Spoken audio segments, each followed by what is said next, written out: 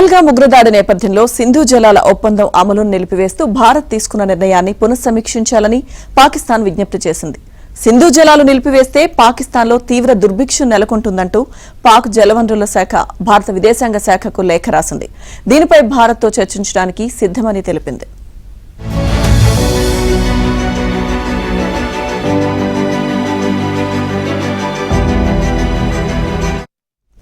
వాస్తవానికి భారత్ ఈ నిర్ణయం తీసుకున్నప్పుడు సింధు నదిలో నీళ్లు పారకపోతే రక్తం పారుతుందని వ్యాఖ్యానించిన పాక్ ఆపరేషన్ సింధూర్ కాల్పుల విరమణ తర్వాత వెంటనే దారిలోకి వచ్చింది.